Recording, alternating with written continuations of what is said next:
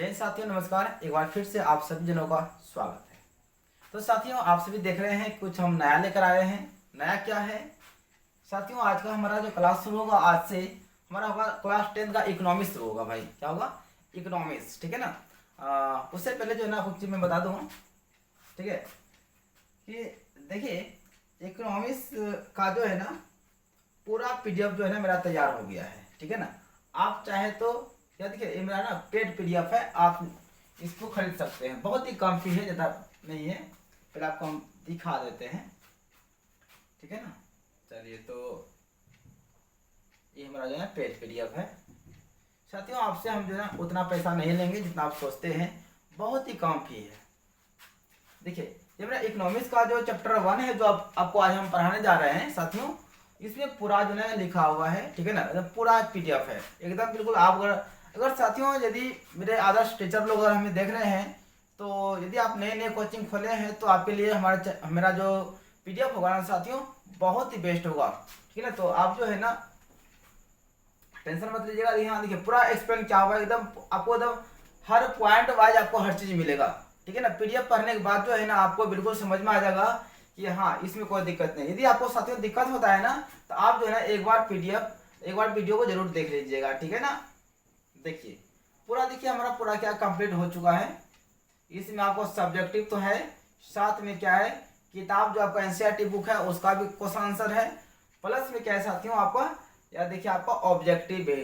देखिए इसमें कितना, चैप्टर 1 में आपका टोटल कितना है, 70 ऑब्जेक्टिव मैंने सेलेक्ट किया है। ऐसे आपको किताब में मात्र 5 ऑब्जेक्टिव ही है, 5 7 12 ऑब्जेक्टिव है, ठीक है ना। लेकिन आपको जो है ना हम बताए जो है कितना 70 ऑब्जेक्टिव है, तो इससे भी बाहर नहीं आने वाला है, ठीक है। तो आइए हम लोग आप बात कर लेते हैं अपना क्लास पर, जिस पर हम लोग आज बात करने वाले हैं। तो क्लास 10 का इकोनॉमिक्स, जिसका चैप्टर नंबर 1 है, इसका नाम है क्या, इसका नाम है साथियों कि अर्थव्यवस्था एवं इसके विकास का इतिहास है, ठीक है। तो आप लोग कमेंट बॉक्स में अपना राय दीजिएगा कि आपको हमारा वीडियो जो आपको हम पढ़ा रहे हैं, कि आपको समझ में आया या फिर नहीं आया। तो प्लीज आपसे रिक्वेस्ट है कि आप अपना फीडबैक जरूर दीजिएगा। कोई वीडियो में हो अथवा ना हो, इस वीडियो में प्यारे साथियों आप सभी हमारा फीडबैक जरूर दीजिएगा। प्लीज आप सभी ना जरूर बताइएगा कि आपको जो ना मेरा अच्छा क्लास कैसा लगा होगा, ठीक है ना। तो जरूर आप सभी क्या कीजिएगा, फीडबैक अपना सहमति प्रदान जरूर कीजिएगा साथियों, क्योंकि देखिए आप जितना सपोर्ट करेंगे ना उतना ही जो ना मेरा मनोबल बढ़ेगा, ठीक है। तो चलिए क्लास आज का करते स्टार्ट। तो हमारा है इकोनॉमिक्स, जिसका नाम क्या है, अर्थशास्त्र है, इकाई 1 है। तो पहला क्वेश्चन हमारे दिमाग में आना चाहिए कि आखिर अर्थशास्त्र क्या होता है ना, यानी इकोनॉमिक्स क्या होता है। तो साथियों जैसे कि कोई व्यक्ति जो जिस सेक्टर में काम करता है, उसका मेन पर्पस क्या होता है, उस पर जो है ना आगे बढ़ना, उस पर फायदा कमाना है, जो भी है। जैसे मान लीजिए अगर हम साइंस, अगर हम बायोलॉजी पढ़ते हैं, तो इसका अर्थ होता है क्या, हम जीव जंतु के बारे में अच्छी तरह से अध्ययन करना, है ना। यदि हम फिजिक्स पढ़ते हैं तो फिजिक्स के बारे में अच्छी तरह से अध्ययन करना, यदि हम केमिस्ट्री पढ़ते हैं तो केमिकल के बारे में अच्छी तरह से अध्ययन करना। उसी प्रकार से साथियों हमारा क्या है, अर्थशास्त्र। अर्थ का मतलब होता है रुपया पैसा, शास्त्र का मतलब होता है बुक यानी किताब, यानी ऐसा किताब जिसके अंतर्गत हम लोग रुपये पैसे से संबंधित के बारे में अध्ययन करेंगे, उसी को हम लोग क्या बोलते हैं, अर्थशास्त्र कहते हैं। एक हमारे महान अर्थशास्त्री थे साथियों, जिसका नाम था एडम स्मिथ। एडम स्मिथ ने अर्थशास्त्र किताब को धन का विज्ञान कहा था। क्या कहा था? धन का विज्ञान कहा था। यानी कि अर्थशास्त्र पढ़ने का मतलब होता है हम लोग रुपया पैसा के बारे में जानेंगे, अर्थ के बारे में जानेंगे। अर्थ का मतलब रुपया पैसा के बारे में जानने वाले हैं, ठीक है ना। और यहाँ पे किसी से कोई मैटर नहीं है कौन सा बिजनेस कब होगा, है ना। अर्थव्यवस्था क्या होता है, इसका प्रकार क्या होता है, कितने तरह की अर्थव्यवस्थाएं होती हैं, इन सभी के बारे में हम लोग पढ़ने वाले हैं, ठीक है। तो चलिए आज का हमारा पहला क्वेश्चन है साथियों कि अर्थशास्त्र क्या है। यानी कि अर्थशास्त्र जो किताब पढ़ने वाले हैं, अगर उस किताब का मतलब क्या होता है जो हम लोग अर्थशास्त्र पढ़ने वाले हैं, ठीक है। तो हमारा आंसर है कि अर्थशास्त्र वह शास्त्र है, शास्त्र का मतलब होता है साथियों किताब होता है, किताब होता है, बुक होता है, या आप उसको ग्रंथ भी बोल सकते हैं। शास्त्र का मतलब ग्रंथ भी होता है।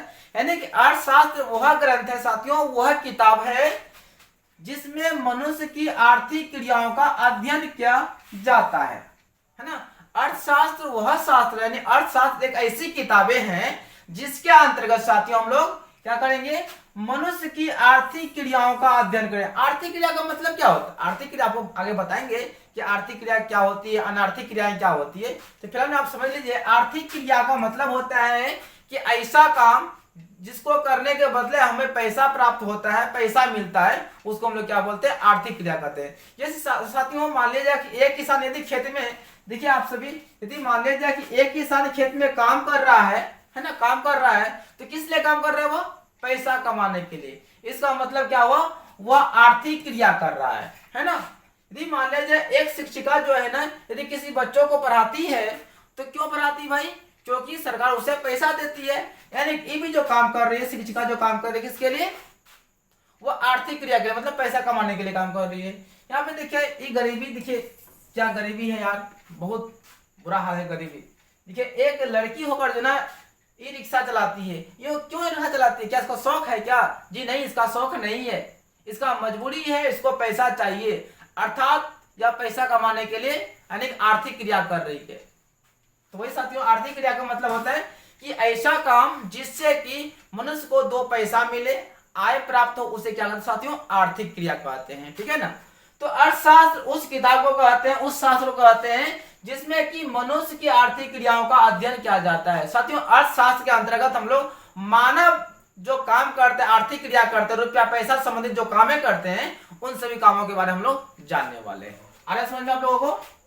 एक अर्थशास्त्री थे जिसका नाम था क्या, एडम स्मिथ। एडम स्मिथ ने अर्थशास्त्र को साथियों धन का विज्ञान कहा था। यदि क्वेश्चन पूछेगा कि अर्थशास्त्र को धन का विज्ञान किसने कहा था, तो साथियों आपको बताना है कि एडम स्मिथ ने अर्थशास्त्र किताब को धन का विज्ञान कहा था। आगे बात समझ में। यानी कि साथियों अर्थशास्त्र एक ऐसी किताबें हैं जिनके अंतर्गत मानव की आर्थिक क्रियाकलापों का अध्ययन करते हैं, यानी रुपया पैसा से संबंधित अध्ययन करते हैं, उसे हम लोग क्या कहते हैं साथियों, अर्थशास्त्र कहते हैं। क्या आ रहा है समझ में। यदि आप सभी को वीडियो अच्छा लगता होगा, है ना, तो प्लीज सबसे पहले साथियों आपसे रिक्वेस्ट है कि आप कमेंट बॉक्स में जरूर बताइएगा कि आज का हमारे इकोनॉमिक्स का फर्स्ट क्लास है और ये हमारा सब्जेक्टिव का क्लास है, तो आप जरूर कमेंट कीजिएगा कि आपको ये क्लास कैसा लग रहा है। क्योंकि साथियों अभी तक मैंने आपको साइंस पढ़ाया है, मैथ पढ़ाया है, लेकिन एसएसटी का ऑब्जेक्टिव पढ़ाया है, लेकिन एसएसटी का आपको सब्जेक्टिव नहीं पढ़ाया है। तो आज हमारा एसएसटी का जो है कि अर्थशास्त्र जो है, यानी सामाजिक विज्ञान का जो पहला बुक हमारा अर्थशास्त्र है, इसका जो ना आपको हम क्या पढ़ा रहे हैं, क्वेश्चन आंसर पढ़ा रहे हैं, आपको समझा रहे हैं। तो आप सभी जरूर कमेंट कीजिएगा प्यारे साथियों कि आपको वीडियो कैसा लग रहा है, ठीक है। चलिए तो आगे बात समझ में। अर्थशास्त्र उस किताब को कहते हैं, अर्थशास्त्र वह शास्त्र है जिसके अंतर्गत मनुष्य की आर्थिक क्रियाओं का अध्ययन किया जाता है, उसे अर्थशास्त्र कहते हैं। एक हमारे अर्थशास्त्री थे जिसका नाम क्या था, एडम स्मिथ। एडम स्मिथ ने अर्थशास्त्र बुक को धन का विज्ञान कहा था। भाई क्लियर है ना, बिल्कुल क्लियर होना चाहिए। जैसे कि एक किसान साथियों खेती कर रहा है, तो पता है क्यों खेती कर रहा है, इसका शौक नहीं है, इसका मजबूरी है, या यूं कहिए कि इसका ना इसी खेत से क्या मिलता है साथियों, पैसा मिलता है, रुपया पैसा होगा, अनाज होगा, उसे बेचेंगे, दो पैसा आएगा, है ना, हमारा अर्थव्यवस्था अच्छा होगा। यानी कि साथियों यह किसान जो काम करते हैं, क्या करते हैं, अपने आर्थिक क्रियाओं के लिए, रुपया पैसा कमाने के लिए। ये तो हमारा क्या अर्थशास्त्र होता है। एक शिक्षिका बच्चों को पढ़ा रही है, तो फ्री में नहीं पढ़ाती होगी, है ना, इसे सरकार पैसा देती है। एक यहाँ पे देखिए व्यक्ति, ये जो बच्चियां है, यह जो रिक्शा चला रही है, पता है क्यों चला रही है, इस बच्ची का शौक नहीं है, इसका लाचारी है, इसे दो पैसा चाहिए भाई, दो पैसा चाहिए। तो पैसा कमाने के लिए यह क्या करता है, रिक्शा चला रही है, यानी कि आर्थिक क्रिया कर रही है। आर्थिक क्रिया का मतलब साथियों होता है कि वह काम जिसको करने से मनुष्य को दो पैसा प्राप्त हो, इनकम प्राप्त हो, आमदनी हो, उसको हम लोग कहते हैं क्या, आर्थिक क्रिया कहते हैं। तो अर्थशास्त्र के अंतर्गत हम लोग मनुष्य के आर्थिक क्रियाओं का अध्ययन करने वाले हैं। आ रहा है समझ में। आशा है कि आप सभी को बिल्कुल समझ में आ रहा होगा, लेकिन फिर भी कमेंट बॉक्स में जरूर बताइएगा। चलिए साथियों अब हम लोग पढ़ते हैं कि आर्थिक और अनार्थिक क्रिया किसे कहते हैं। देखिए काम जो होता है हमारा दो तरह का, एक होता है आर्थिक क्रिया। यदि मान ले जाए कि आपको हम पढ़ा रहे हैं तो हमें यूट्यूब से पैसा मिलता होगा, अगर नहीं भी मिलता है तो साथियों हमें मिलेगा, यानी कि हमें पैसा कमाना है, पैसा कमाने के लिए ही हम वीडियो अपलोड करते हैं। तो हमारा यह जो काम हो रहा है ना, आर्थिक क्रिया हो रहा है। यदि एक मजदूर साथियों, यदि मान लिया एक मजदूर कहीं पर, एक मजदूर यदि काम करता है तो उसका मकसद होता है क्या, पैसा कमाना। यानी कि जहां से पैसा प्राप्त हो काम करने के बदले, जहां से दो पैसा मिलेगा, उसे कहते हैं आर्थिक क्रिया कहते हैं। अरे समझ में? तो हम लोग पढ़ने वाले क्या, आर्थिक और अनार्थिक क्रिया पढ़ने वाले हैं। ठीक है। और आपको बता दूं, यदि हमारे आदर्श टीचर लोग हमें देख रहे होंगे, जो नए नए कोचिंग खोले होंगे, उसके लिए ना बेस्ट हमारे लिए चैनल होगा। हमारा चैनल बेस्ट होगा, क्योंकि आपको जो हम पढ़ाते हैं ना, जो भी नोट्स पढ़ाते हैं, एक टीचर के पर्पज से बनाते हैं, बिल्कुल बेसिक तौर पे बनाते हैं। तो एक बार वीडियो को आप देख लीजिएगा, फिर यदि आप बच्चों के सामने खड़ा हो जाएगा ना, फिर आपको दिक्कत नहीं होने वाला। यदि फिर भी डाउट होता है तो आप देखिए 6201139196 पे आप मैसेज कॉल करके हमसे हैंड्स ले सकते हैं।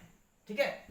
बाकी बात जो अनुभवी टीचर हैं, एक्सपर्ट हैं, उनके लिए तो खैर है नहीं, क्योंकि उनके सामने तो हमें बच्चे हैं। लेकिन फिर भी मैंने जो मेरा मन में चल रहा था राय आप लोग के बारे में बता दिए। चलिए आते हैं साथियों, पढ़ते हैं क्या आर्थिक क्रिया किससे कहते हैं ना। आर्थिक क्रियाएं हम क्या बोले हैं कि हमारी वे सभी क्रियाएं जिनसे आय प्राप्त होती है, आर्थिक क्रियाएं कहलाती है। हमारी यानी कि हम मनुष्य है ना, बोल सकते हैं कि मनुष्य की वे सभी क्रियाएं जिनसे मनुष्य को आय प्राप्त होती है। आय का मतलब हुआ साथियों आमदनी, जहां से दो पैसा मिलेगा, उसको हम लोग क्या कहते हैं, आर्थिक क्रिया कहते हैं। जैसे देखिए किसान द्वारा खेती करना। साथियों किसान जो खेती करेगा, क्यों खेती करेगा, फ्री में तो नहीं करेगा ना जी, बिल्कुल कोई नहीं करेगा। हम जो आपको पढ़ाते हैं क्या फ्री में पढ़ाते हैं? आपको लगता होगा हम फ्री में पढ़ा रहे हैं, लेकिन साथियों हमें यूट्यूब से पैसा मिलता होगा, इसलिए तो आपको पढ़ाते हैं। आजकल कोई फ्री में काम नहीं करता है, याद रखिएगा, है ना। तो किसान द्वारा खेती करना, किसान जो खेती करता है, फसल होगा, उसे बेचेगा, दो पैसा मिलेगा, तो किसान के लिए वो कौन काम हुआ, आर्थिक काम हुआ ना जी, उससे दो पैसा मिला ना। किसान जो खेती करते हैं वो आर्थिक क्रियाएं करते हैं। मजदूर द्वारा मजदूरी करना, मजदूर या लेबर सब जो है, कोदार जो दिन दिन भर काम कर रहा है, किसके लिए, यही रुपया के लिए, यानी आर्थिक क्रिया कर रहा है। मान लीजिए आप कोई मजदूर को खटा लीजिएगा, उसको पैसा नहीं दीजिएगा, बवाल कर देगा, कहने दीजिएगा भाई हम काम किए, हम आर्थिक क्रिया किए हैं, मेरा बच्चा भूखे मर रहा है ना।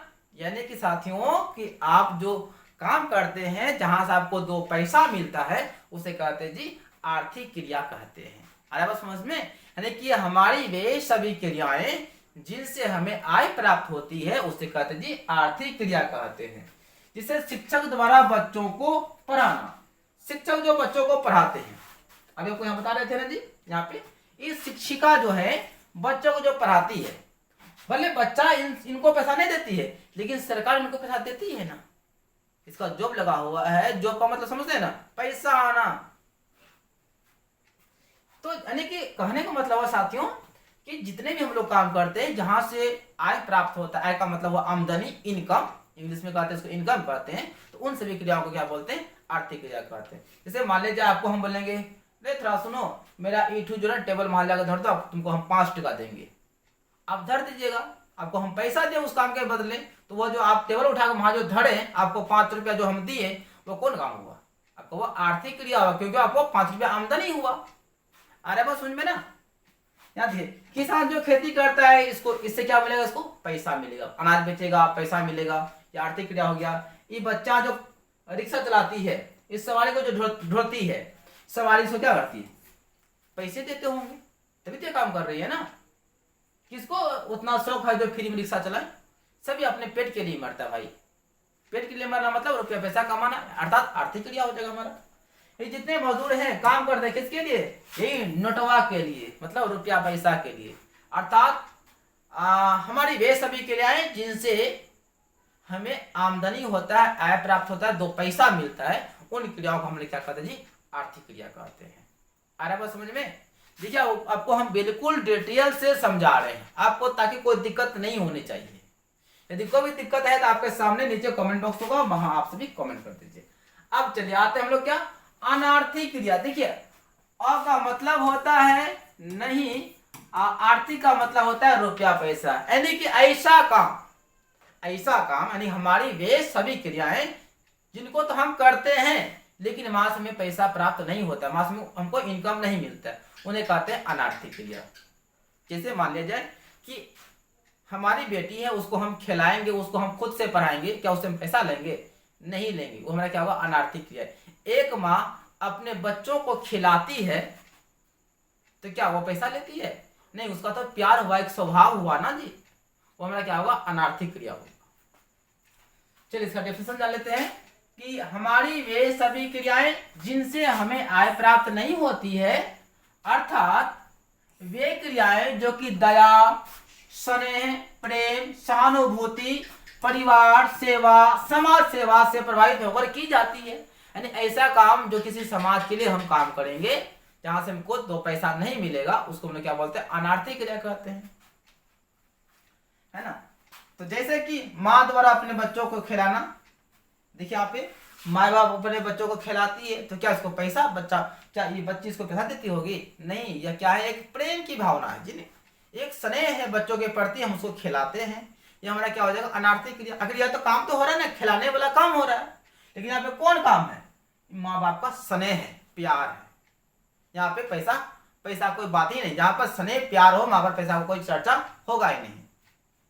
अरे समझ में, जैसे अध्यापक द्वारा अपने बच्चों को पढ़ाना, अध्यापक जो अपने बच्चों को पढ़ाती है तो बच्चे उसे पैसा तो नहीं देती है, देता है, लेकिन हाँ उसको सरकार पैसा देती है, तो अलग बात है। लेकिन सामने फेस टू फेस बात करेंगे ना, यानी बच्चों को जो पढ़ाती है वह क्या सेवा करे, बच्चों का सेवा कर रही है, यानी कि स्नेह है, प्यार है, ये मेरा क्या हो जाएगा? अनार्थिक क्रिया हो जाएगा। अरे बात समझ में। यहाँ देखिए, यहाँ पे देखिए, ये व्यक्ति जो है ना अपने बेटी से बहुत प्यार करती है, उसको पढ़ाती है, खिलाती है, समझाती है ना, ये सभी क्या है? प्रेम, स्नेह, स्वभाव है, इसको हम लोग क्या बोलते हैं? अनार्थिक क्रिया कहते हैं। अरे बात समझ में। यानी कि हमारी वे सभी क्रियाएं जिनसे आय प्राप्त नहीं होती है, उसे कहते हैं अनार्थिक क्रिया। आप चाहे तो आप उसका नेक्स्ट परिभाषा ले सकते हैं इस तरह से कि मनुष्य की वे सभी क्रियाएं जिनसे आय प्राप्त नहीं होती है, उन्हें कहते हैं अनार्थिक क्रिया। ठीक है, अरे बात समझ में ना। चलिए आगे बढ़ते हैं कि अब अर्थव्यवस्था क्या भैया। देखिए अर्थव्यवस्था, हम लोग जितने भी दुनिया में काम करते हैं जी, जो भी करते हैं, जितने भी आपका वाहन चलता है, रेल चलती है, हवाई जहाज चलता है, सबका मतलब होता है रुपया पैसा कमाना। यदि आपको हम पढ़ा रहे हैं, वीडियो हम अपलोड कर रहे हैं, तो मेरा एक ही मकसद होता है क्या? अच्छा कंटेंट देना, और हमारा वीडियो अच्छा चलेगा तो हमें दो पैसा मिलेगा, यानी कि हमारा अर्थव्यवस्था अच्छा हो जाएगा। हम लोग अपना भाषा में क्या बोलते हैं पता है? यार हम तो गरीब हैं, समझ में नहीं आ रहा क्या करें। अगर हम लोग को जो ना इकोनॉमिक्स का ज्ञान होता है तो हम लोग क्या बोलते हैं जी, मेरा अर्थव्यवस्था बहुत खराब चल रहा है, इतना अर्थव्यवस्था गिर गया है ना, कहने की बात नहीं। इसका मतलब क्या? अर्थव्यवस्था गिर गया है, इसका मतलब आप गरीब हो चुके हैं, आपके पास पैसा नहीं है। ठीक है, चलिए आइए यहां समझते हैं अर्थव्यवस्था कैसे करते हैं। बोलते हैं अर्थव्यवस्था एक ऐसा तंत्र या ढांचा है, यानी अर्थव्यवस्था एक ऐसा तंत्र और ढांचा है जिसके अंतर्गत विभिन्न प्रकार की आर्थिक क्रियाएं संपादित की जाती है। अर्थव्यवस्था एक ऐसा तंत्र है, एक ऐसा ढांचा है, एक प्रक्रिया है जिसके अंतर्गत हम लोग क्या करते हैं? विभिन्न प्रकार की आर्थिक क्रिया करते हैं। बहुत तरह का कोई भी काम कर लेते हैं जहां से दो पैसा मिलता है। जैसे कृषि उद्योग, कृषि वाला काम कर लेंगे, वहां से तो पैसा मिल जाएगा। आपको हम बताते हैं एक चीज, सुनिएगा। अभी लड़का साहब जो पढ़ते हैं, हमें देख रहे हैं वीडियो में, आप लोग को बोलेंगे भाई थोड़ा इटू काम कर दो ना, उठा दो, मेरा काम कर दो, या फिर चलो तो मेरा थोड़ा बाथरूम साफ कर दो, या ई कर दो, आपको पैसा देंगे, आप कीजिएगा? बोलते हैं हम करेंगे। लेकिन बाबू जैसे आपका बियाह होगा ना, आप काम खोजिएगा, मकई कोड़िएगा पैसा कमाने के लिए, है ना। अभी पापा के होटल में खाते हैं ना, आपको आर्थिक क्रिया क्या होती है, अनार्थिक क्रिया क्या होती है बाबू, आपको कोई मतलब नहीं है। क्या है जी? जी नहीं है, किसी को मतलब नहीं है, जो पैसा कहां से आता है।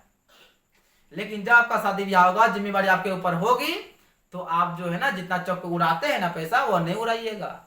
आपको समझ में आ जाएगा कि भाई आर्थिक क्रिया क्या होती है, यानी कि विभिन्न प्रकार के काम जिससे आय प्राप्त होगा ना, हमारा अर्थव्यवस्था अंतर्गत आता है। जैसे कृषि उद्योग, यहां से आमदनी मिलेगा, दो पैसा आएगा तो हमारा अर्थव्यवस्था में आएगा। व्यापार, कोई व्यापार बिजनेस करेंगे, वहां से दो पैसा मिलेगा तो मेरा आर्थिक क्रिया हो गया, यानी यह अर्थव्यवस्था के अंतर्गत आता है। बैंकिंग, बैंकिंग काम करते हैं, बैंक में मैनेजर हैं या फिर बैंक में पैसा लेन देन करते हैं, तो रुपये पैसे के बारे में लेन देन करते हैं ना, मेरा वो अर्थव्यवस्था के अंतर्गत आ जाएगा। बीमा, परिवहन, परिवहन का मतलब क्या हुआ, आना जाना।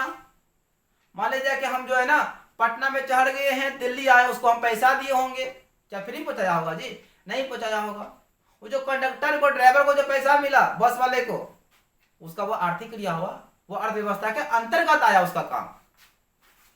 संचार मतलब मोबाइल पे बात करते हैं तो रिचार्ज कराते हैं ना, नहीं कराते हैं, बोले कि नहीं, रिचार्ज कराते हैं। रिचार्ज खत्म होने से 2 दिन पहले बोल देता है कि आपका बैलेंस फला तारीख को एक्सपायर होने वाला है, फटाक से रिचार्ज करा लेते हैं, है ना। तो संचार मतलब हुआ किसी से बातचीत करते हैं, टेलीफोन, रेडियो, ये सब वगैरह हो गया, इस सब में पैसा लगता है। सब जितने, देखिए सब एक बात, जितने भी काम रुपया पैसा का अंतर्गत होता है ना, उन सभी क्रियाओं को हम लोग अर्थव्यवस्था के अंतर्गत रखते हैं। बोलता है कि आदि यह न केवल वस्तुओं एवं सेवाओं को संपादित करती है, बल्कि रोजगार के अवसर भी प्रदान करती है।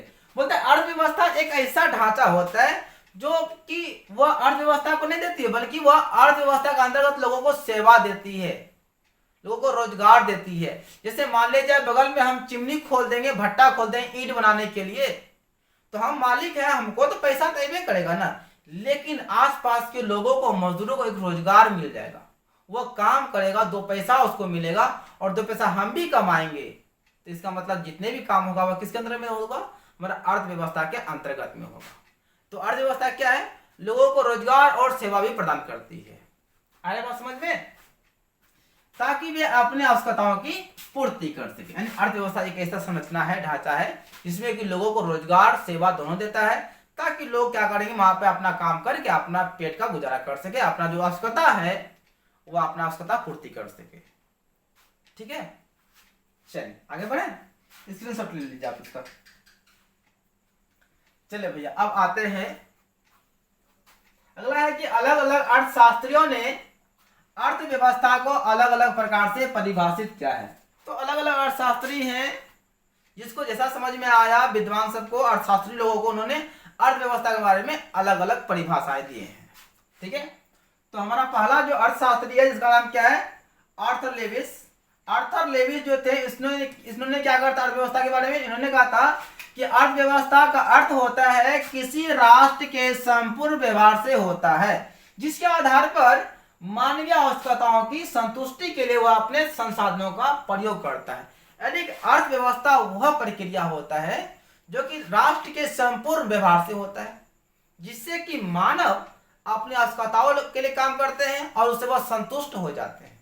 उसको हम लोग क्या बोलते हैं, अर्थव्यवस्था कहते हैं। जैसे मान लीजिए हम कोई चप्पल का दुकान खोल दिए, ठीक है ना, चप्पल का दाम हम बहुत कम रखा और चप्पल मेरा अच्छा क्वालिटी का है, तो पहले व्यक्ति चप्पल मेरा किनेगा और हमारे चप्पल से क्या होगा, संतुष्ट होगा। तो हमारे जो वो काम जो है वो किस में आ जाएगा, अर्थव्यवस्था में आ जाएगा, है ना। तो ऐसा काम करना है, ऐसा संसाधन खोलना है, मतलब फैक्ट्री खोलना है, जिससे कि मानव की आवश्यकताओं की पूर्ति तो होगा, साथ में वह सामान लेने के बाद व्यक्ति संतुष्ट हो जाएगा, चलो भाई हाँ पैसा लगा है लेकिन जो है ना इससे हम संतुष्ट हो गए हैं, मेरा इच्छा पूरा हो गया। तो उसे हम लोग क्या बोलते हैं, अर्थव्यवस्था कहते हैं।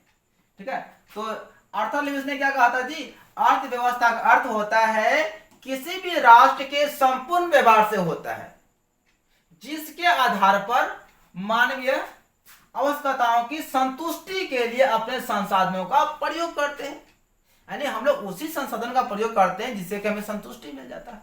जैसे मान लिया जाए कि हम कोई काम करते हैं, हम इस बोर्ड पे लिखते हैं, हम यह बोर्ड क्यों लिए, क्योंकि पहले तो हमारा इस बोर्ड का आवश्यकता था, दूसरा बात क्या, हम इस बोर्ड से क्या थे, संतुष्ट थे, तभी तो इसे हम पैसा लगाए हैं। तो इसको हम लोग क्या बोलते हैं, अर्थव्यवस्था कहते हैं। ठीक है जी, चलिए आगे बढ़ते हैं। अब अगला हमारा जो वैज्ञानिक अर्थशास्त्री जो था जी, वह हमारा था कौन, ब्राउन था जी। कौन, ब्राउन। ब्राउन ने अर्थव्यवस्था को कैसे परिभाषित किया था, बोलते अर्थव्यवस्था आजीविका अर्जन की, अर्जुन हो गया है, अर्जन कर दीजिएगा। अर्थव्यवस्था जो है ना आजीविका अर्जन की एक प्रणाली है। आजीविका मतलब होता है जीने के लिए। हम लोग जितने भी काम करते हैं, इन्होंने, ब्राउन ने कहा था, ब्राउन ने, कि भाई हम जितने भी काम करते हैं, है ना, जितने भी काम करते हैं सबका मकसद क्या होता है, अपना जीविका चलाना।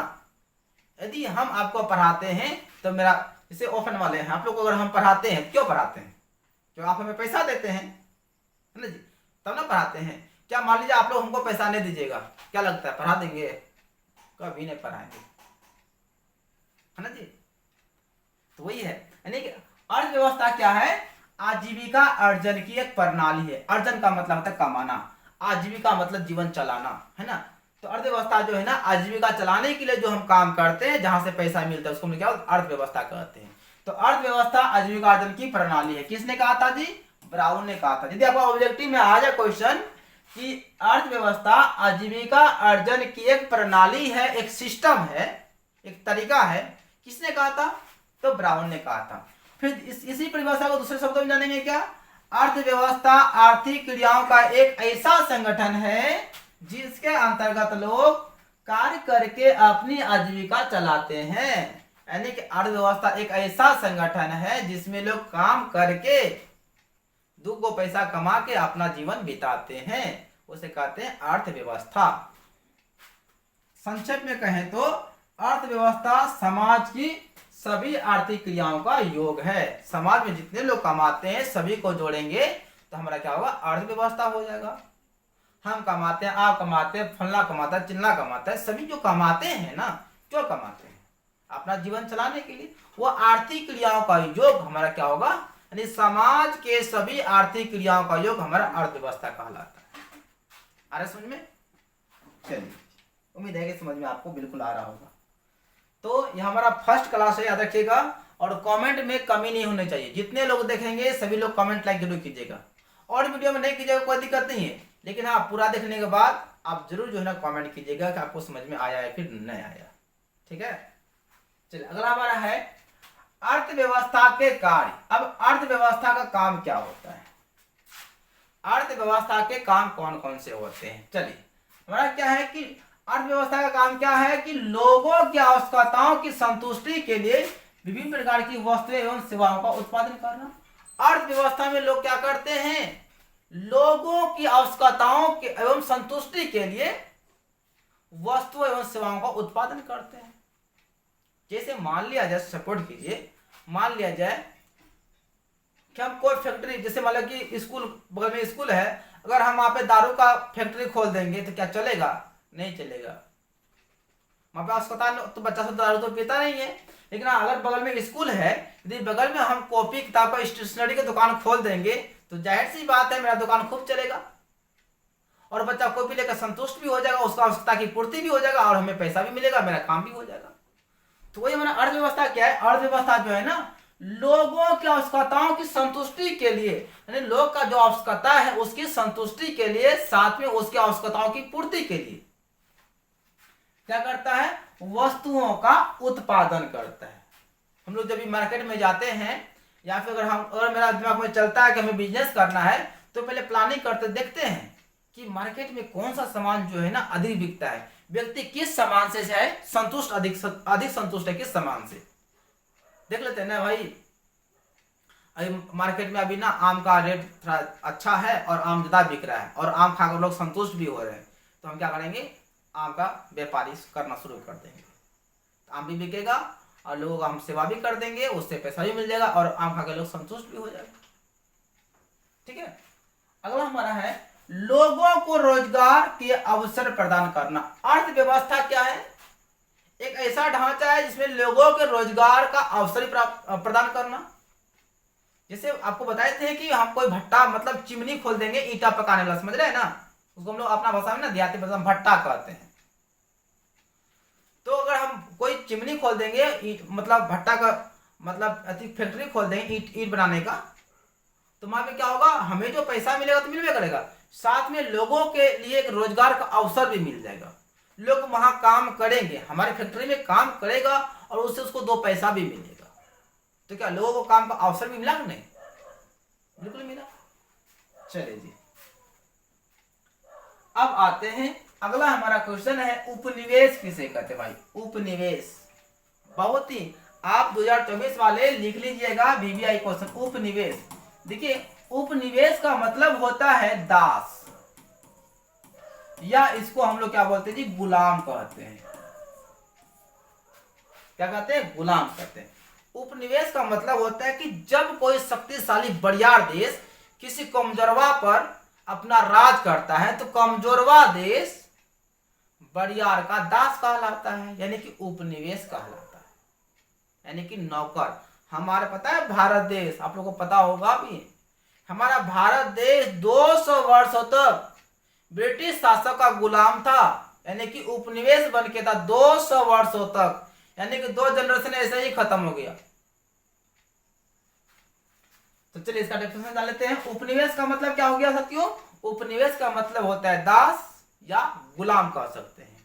तो हमारा देश भारत जो है ना, पहले सोने की चिड़िया कहलाता था, इतना अच्छा संसाधन यहाँ पे था ना, क्या बोले, सोने का खान, सोने के, सोचिए हमारा भारत देश सोने की चिड़िया कहलाता था। आप अंदाजा लगा सकते हो कि हमारे देश जो है कितना समृद्ध होगा पहले।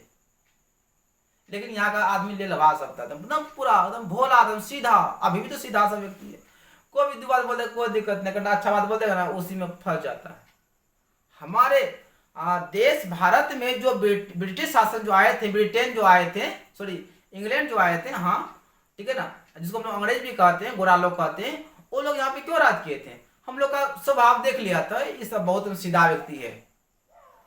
वो लोग बता, this is very kind man, बहुत दयालु व्यक्ति है, वेरी एन ऑनेस्ट पर्सन। यहाँ के व्यक्ति बहुत ही ईमानदार है, और यही ईमानदारी का कमजोरबा का फायदा उठा ले साला को हमारा वही अंग्रेज। 200 वर्षों तक शासन किया हमारा, यानी 200 वर्षों तक शोषण किया हमारे भारत का कौन, अंग्रेज, यानी कि ब्रिटिश शासन। यदि क्वेश्चन पूछेगा कि हमारे अर्थव्यवस्था का, भारत की अर्थव्यवस्था को शोषण कौन किया, तो कौन क्या था जी, अंग्रेज क्या था, यानी कि ब्रिटिश शासन क्या था। चलिए आते हैं, आप समझ में आ गया जी। उपनिवेश का मतलब होता है कि जब कोई शक्तिशाली देश, यानी कि बड़ियार देश किसी कमजोर देश पर कब्जा कर लेता है, तो कमजोर देश को शक्तिशाली देश का उपनिवेश कहा जाता है। उपनिवेश का मतलब दास, यानी जब कोई शक्तिशाली पावरफुल देश कोई कमजोर देश पर अपना आधिपत्य जमा लेता है, अपना अधिकार जमा लेता है, पूरा शासन व्यवस्था अपना हाथ में ले लेता है, तो वह कमजोर देश जो है ना, जो शक्तिशाली देश था, उसका वह नौकर बन जाता है। नौकर का मतलब हो गया गुलाम बन जाता है, गुलाम का मतलब उपनिवेश बन जाता है। तो हमारे भारत देश अंग्रेजों का क्या था, एक उपनिवेश था, एक गुलाम था। कितने वर्षों तक, 200 वर्षों तक। अंग्रेजों का एक नीति था, फूट डालो और शासन करो। इसी नीति के तहत वह 200 वर्षों तक राज किया, यानी आपस में लड़ा दो, भारतवासियों को लड़ा दो एक दूसरे का, उसके पास जाओ उसका शिकायत कर दो, इसके पास आओ उसका इसका शिकायत कर दो, है ना। दोनों आपस में लड़ते रहेगा, दोनों में से कोई एगो मरेगा, एगो बचेगा तो अंग्रेज उसको मार देगा। यानी कि फूट डालो और राज करो की नीति को अपनाकर अंग्रेज जो है ना, हमारे भारत को 200 वर्षों तक उपनिवेश बनाया था। उपनिवेश मतलब गुलाम बनाया था।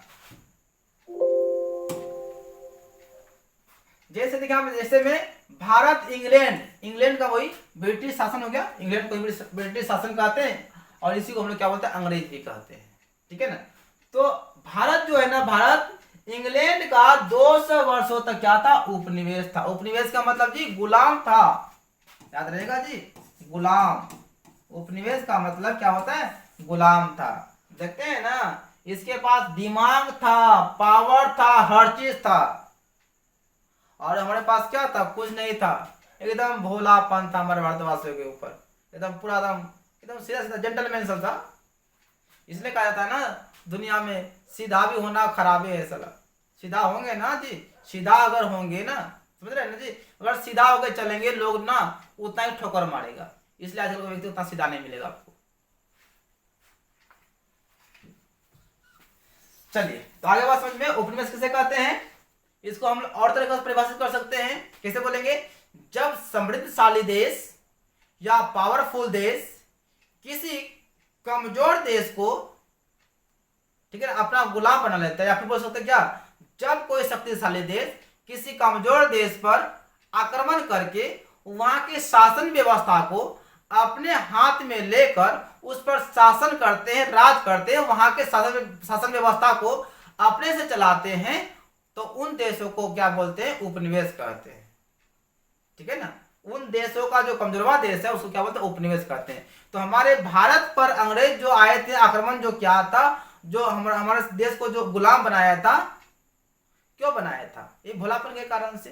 तो 200 वर्षों तक उपनिवेश बना के रखा था कौन, अंग्रेज भारत को, यानी गुलाम बना के रखा था। चलिए आगे बढ़ते हैं, उम्मीद करते हैं आप लोगों को समझ में आ गया होगा। चलिए अब नोट में कुछ पॉइंट है, देखिए आपसे भी अगर नोट्स बनाइएगा ना, बिल्कुल आप इसी प्रकार से लिखिएगा।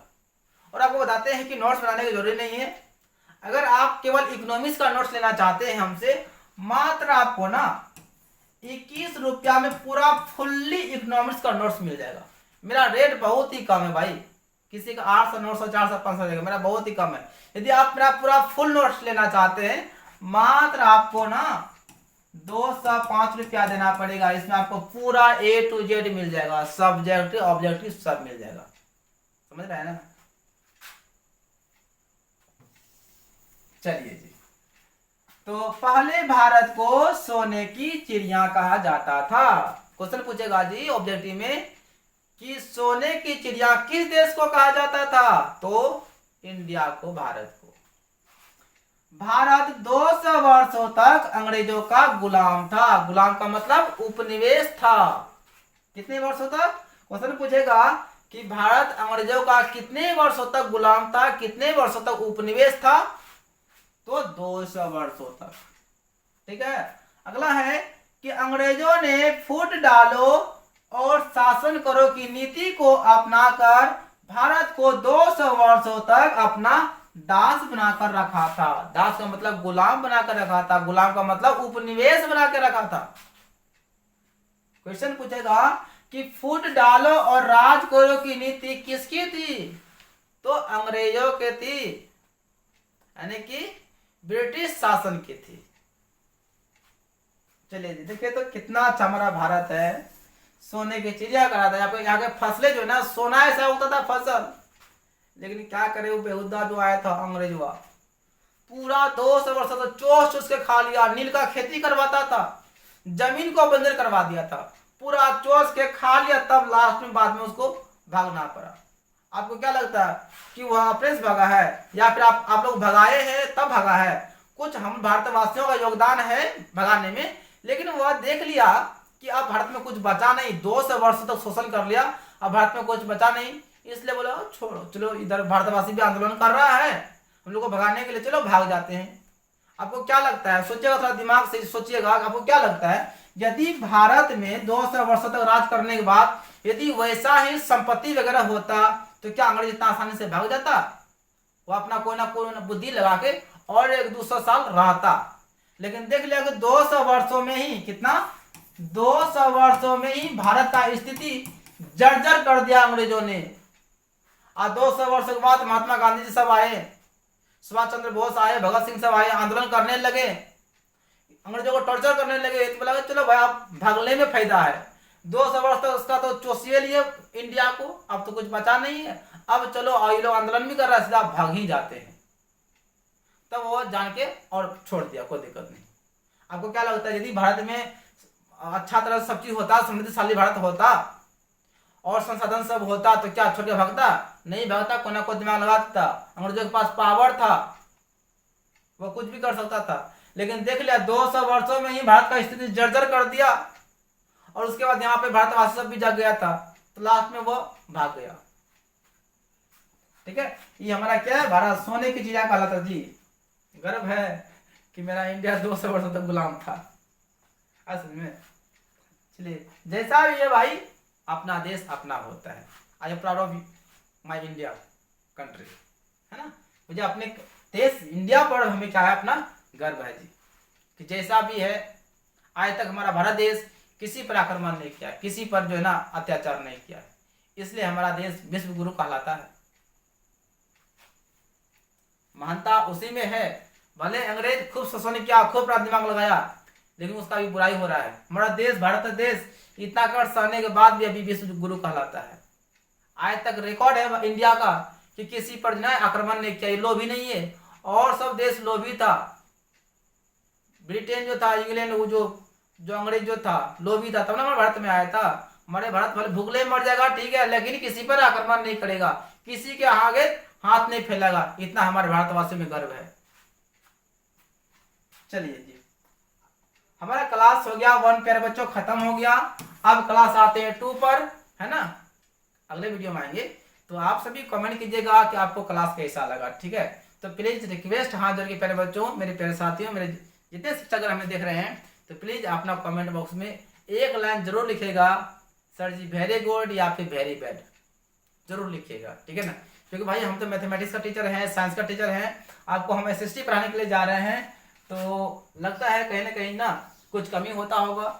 मेरे ख्याल से कुछ तो कमी नहीं होता होगा, क्योंकि पहले खुद से बेहतर तैयारी करते हैं, उसके बाद आपके सामने आते हैं। तो प्लीज प्लीज कमेंट जरूर कीजिएगा, ठीक है। तो वीडियो देखने के लिए, यहाँ तक आने के लिए वीडियो में आप सभी को दिल से थैंक यू। जय हिंद, वंदे मातरम, क्या था, आई लव माई इंडिया। तो मिलते हैं हम लोग कल पार्ट 2 में मिलते हैं, तब तक के लिए जय हिंद, बेस्ट ऑफ लक, ठीक है जी।